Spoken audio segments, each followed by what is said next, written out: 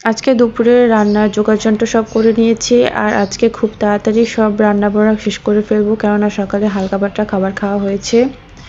আর এদিকে আমি মাছ বসিয়ে দিয়েছি, মাছগুলো সুন্দর করে ভেজে নিচ্ছিলাম উলট পালট করে।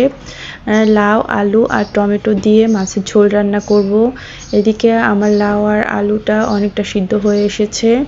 এবার আমি মাছগুলো দিয়ে আর মশলাটা অ্যাড করে সুন্দর ঝোল রান্না করে নিব। লাউ আলু দিয়ে মাছের ঝোল কার কার পছন্দ অবশ্যই জানাবেন। আর এখানে আমি একটু ধনেপাতাও কুচি করে নিচ্ছিলাম, সেটা অ্যাড করে দিব। আর একটু ঝোল বেশি রাখবো, লাউয়ের পাতলা ঝোলটা আসলে বেশি ভালো লাগে, এই জন্য একটু ঝোল বেশি রাখবো।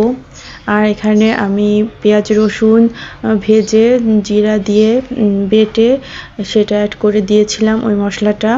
সাধারণত আমরা এই ভাজা মশলা দিয়েই লাউয়ের ঝোলটা করে থাকি, এটা সুন্দর একটা স্মেলও আসে, আবার খেতেও খুব ভালোই লাগে। আর এই যে আমার লাউ আর রুই মাছের ঝোল রেডি হয়ে গিয়েছে।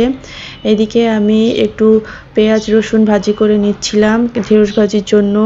তো এটা ভাজি করে পেঁয়াজ রসুনটা তুলে ওই ফ্রাই প্যানের মধ্যেই আমি ঢেঁড়স দিয়ে কিছু সময় ঢাকা দিয়ে রেখেছি। আর এবার সুন্দর করে উল্টে পাল্টে ঢেঁড়সগুলো ভেজে নিচ্ছি। আর এই যে দেখেন আমার ঢেঁড়স ভাজা হয়ে গিয়েছে।